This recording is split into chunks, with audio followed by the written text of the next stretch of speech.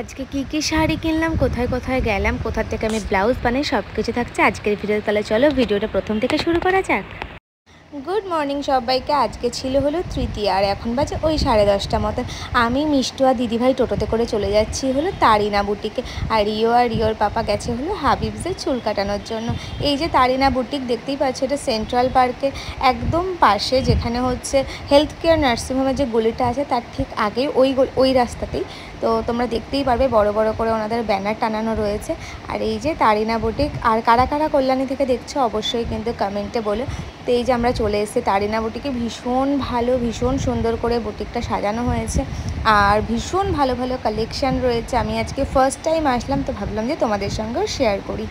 আর আজকে আসার মেন কারণ হচ্ছে মা বাবা দিদিভাই আর দেবজ্যোতিদার জন্য টাকা দিয়েছে, বলেছিল তাদের পছন্দ মতন কিছু কিনে নে। আর মেনলি দিদিভাই এখানে কাপল ড্রেস কিনতে এসেছিলো, কারণ ওরা ভিডিওতে দেখে কাপল ড্রেস পাওয়া যায়।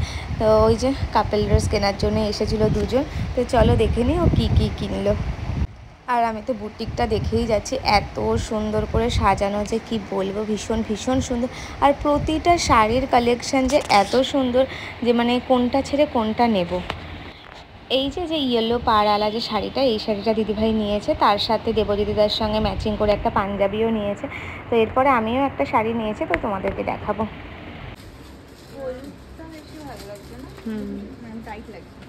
ইয়েলোটা ব্রাইট।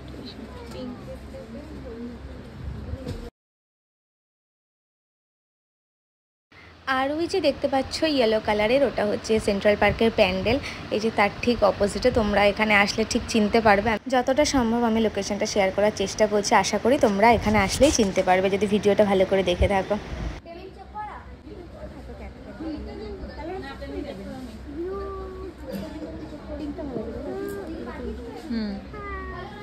আর ডার্ক পিঙ্কটা বেশি ভালো। আর আমারও পছন্দ হয়ে গেল এই পিঙ্ক কালারের শাড়িটা, কারণ আমার পিঙ্ক কালারের শাড়ি একদমই নেই, তো ভাবলাম এটা আমি নিয়ে নিই। আর এটা আমি নিজের জন্য নিয়েছি। এখানে কিন্তু শুধু শাড়ি না, এখানে ব্লাউজ, বাচ্চাদের পাঞ্জাবি, বড়দের পাঞ্জাবি সব কিছু পাওয়া যায়। আর শাড়ির দাম আমি যেটা শুনলাম, শুনে তো আমি একদম অবাক হয়ে গেলাম। মোটে 250 টাকা থেকে স্টার্টিং। জাস্ট ভাবা যায় 250 টাকা থেকে নাকি শাড়ির স্টার্টিং।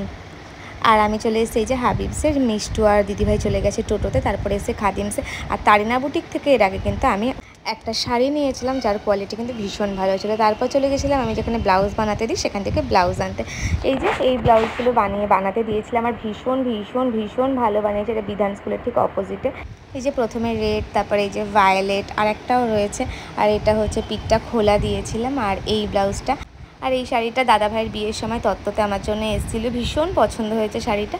আর এই যে শাড়িটা তারপরে কিনেছি এই যে হোয়াইট কালারের এই জুতোটা, জানি না এই বৃষ্টি কাদার মধ্যে কীভাবে পরবো, বাট পছন্দ হয়েছে, কিনে নিয়েছি। আর এখন বাজে প্রায় 7টা। আমরা চলে গেছিলাম ফার্স্টে পার্লারে।